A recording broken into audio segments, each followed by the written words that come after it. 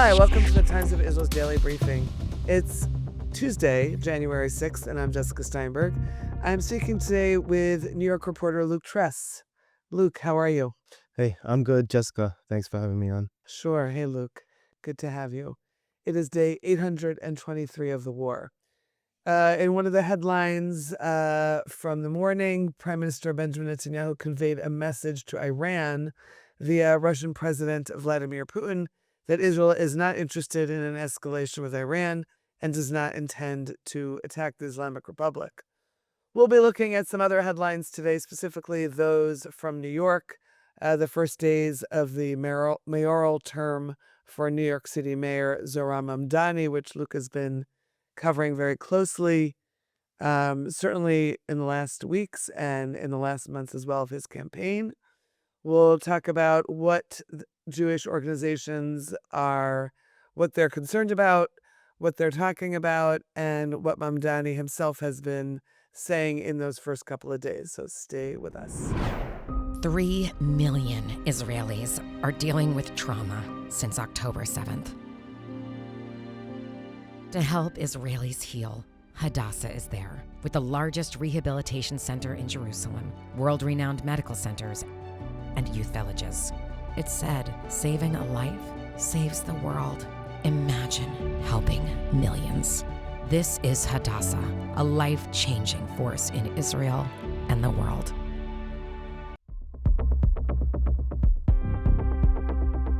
Okay, so Luke, that you had basically a series of articles as Mamdani was sworn in, and starting with the last one, there was this broad spectrum, in a sense, of leading Jewish groups in New York that were blasting some of what Mamdani did and said in that first day in office. Now it's Tuesday, so he's on day 4, 5, 6 of his new job. But tell us what you were hearing from those leading Jewish groups: AJC, UJA, New York Board of Rabbis, Agudath Israel, what you heard and what struck you about that. Yeah, so after Mamdani took office last week, one of his first acts was revoking all the executive orders issued by his predecessor, Eric Adams, starting when Adams was indicted for alleged corruption last year, or in 2024. So it was this kind of mass revocation of executive orders, and included in that was some of Adams's orders for the Jewish community. The biggest one was Adams endorsed the IHRA definition of anti-Semitism for city agencies. And the IHRA definition says that some forms of Israel criticism can be anti-Semitic while also allowing for criticism of Israel. It says it's fine to criticize Israel as you would any other country. But it was a problem for Mamdani because it says denying Jews the right to self-determination is anti-Semitic, and he's refuses to recognize Israel's right to exist as a Jewish state. So this might have been a problem for him. So one of his first acts was revoking all these Adams orders, including the IHRA definition. He also revoked an order that Adams passed that it was against the boycott movement against Israel. So right after he did that, a broad range of Jewish groups criticized him, included the UJA Federation of New York and the Jewish Community Relations Council of New York, which are the two big umbrella groups for New York City. Also included the Anti-Defamation League, American Jewish Community, New York Board of Rabbis, and Agudath Israel and Orthodox Union, who are Orthodox umbrella groups. So really across the spectrum, the religious and communal spectrum. Yeah, it's not common to see this many leading groups sign on to one thing, and right after he took office too. They say it wasn't too extreme of a criticism of him. They said Mamdani reversed 2 significant protections against anti-Semitism. They called for strong leadership. They also thanked him for keeping in office to combat anti-Semitism, which we can talk about. It's a little complicated. And then right after that, the U.S. Holocaust Memorial Museum also criticized him for revoking IHRA. The museum said it should alarm everyone. So just days into Mamdani's term, he's already, feuding with the leading Jewish groups and the Holocaust Museum. So it's like starting out with a pretty rocky start with Jewish groups. Luke, do me a favor, and we've discussed this more than once on the podcast, but revoking the use of that definition of anti-Semitism, what does it actually mean in practice?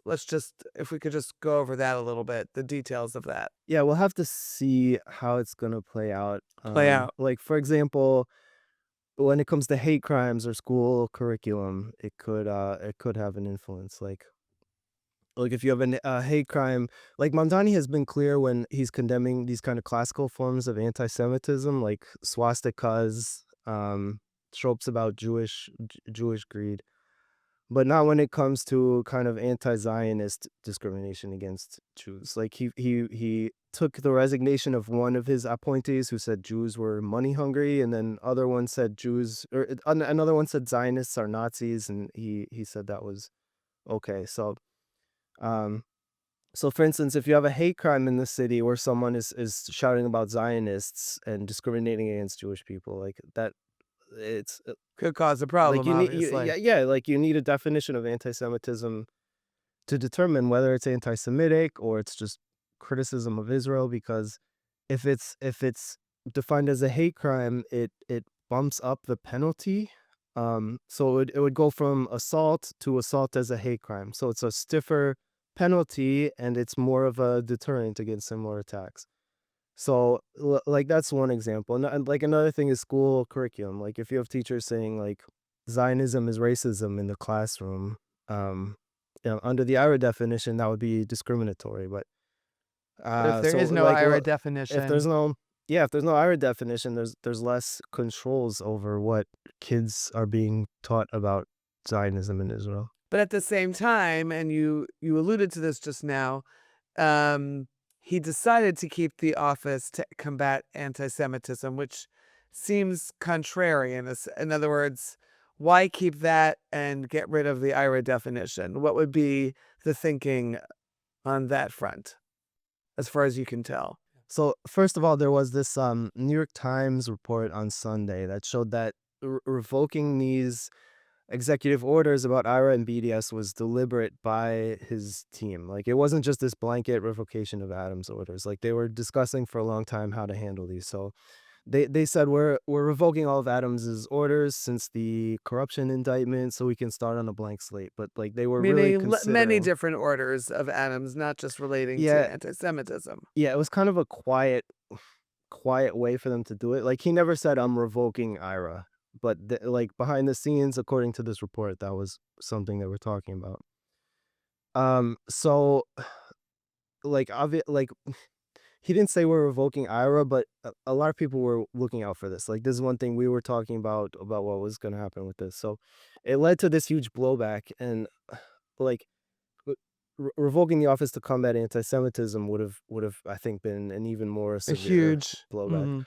Yeah, but he's also he said consistently he wants to combat anti-Semitism. Like he said he's committed to this over and over again. So like they probably want this office there to combat anti-Semitism. It's just an issue of where they draw the line when it comes to anti-Israel and anti-Zionist things when it comes to anti-Semitism. So right now the office doesn't have first we don't know who's going to be leading it. As of a couple of days ago, Adams's appointee was still there, but we don't know if he's going to stay there. And we don't know what definition they're going to use. So the office is there, but it's still unclear how it will operate. It's not even a week that he's in office.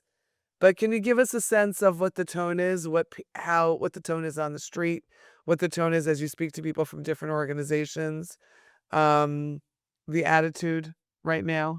I think people have had a while to kind of resign themselves to him coming in. Like the IHRA, revoking IHRA wasn't a big surprise. Like he said in an interview of I think a couple months ago he was going to revoke IHRA. So I don't think any of this is a big surprise. It's just kind of setting the tone, and I think this is how it's going to be, where he has his leftist Jewish allies who are in his corner. The mainstream community is unhappy. A lot of people are worried about safety and other concerns.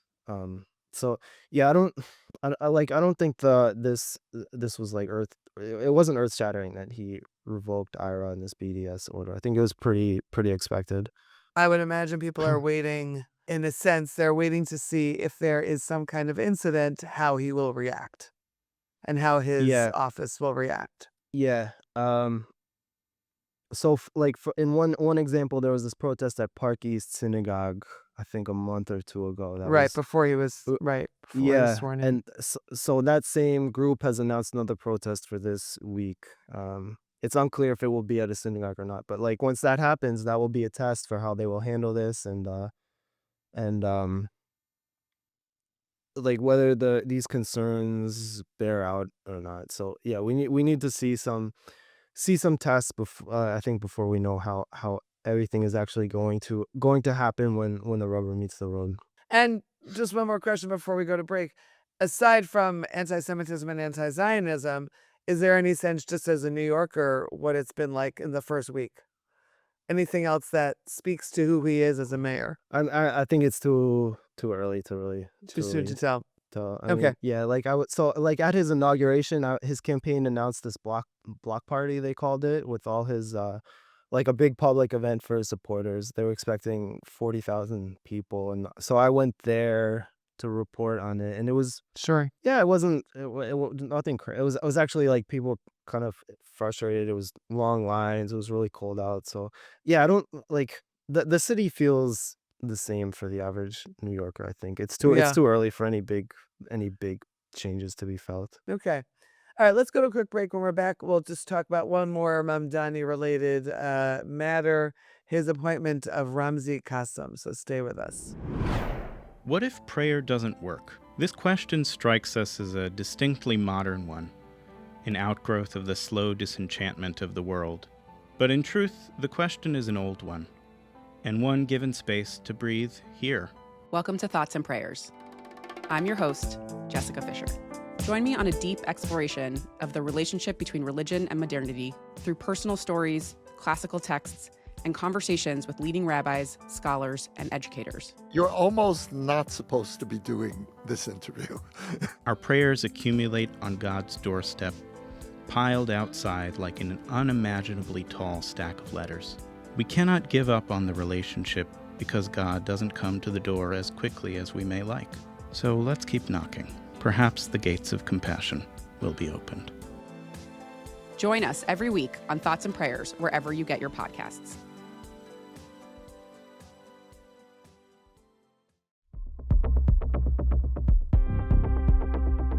Okay, you actually wrote about this, Luke, before he was sworn in. Basically, a couple of days beforehand, that he appointed a prominent lawyer, Ramzi Kassem, who has supported anti-Israel protest groups in the past as the city's chief counsel. And you had noted who he has provided legal guidance to, primarily, this long list of anti-Zionist protesters. So what do you know about Kassem from what your reporting has been over the last couple of years? What was his role back then? Okay, so one of the big concerns about Mamdani's administration for Jewish groups is his appointees. So the mayor can't pass laws on his own.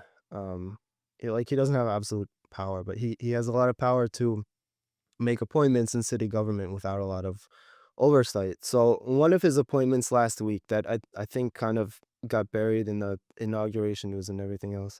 He appointed this guy named Ramzi Kassem as the chief counsel for City Hall. The chief counsel is kind of like the in-house legal team for the mayor's office and oversees some other city agencies. So it's a really important position. Like it's seen as one of the top advisory roles in the city. So Kassem, he's a longtime anti-Israel activist. Like in college at Columbia, 20 something years ago, he was anti-Israel activist, and then since then he's become kind of like one of the leading lawyers in the anti-Israel movement.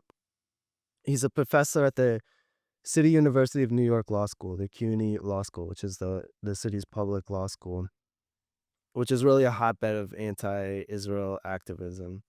And he runs a clinic there called Creating Law Enforcement Accountability and Responsibility Clear. And so first of all, the leading, I would say the leading anti-Israel protest group in New York is this group called Within Our Lifetime. They do all these disruptive, really extreme protests. The two leaders of this group are alumni of his law firm. So he trained like the leading anti-Israel activists. Since then, Clear kind of acts as like an advisory group for these anti-Israel protesters.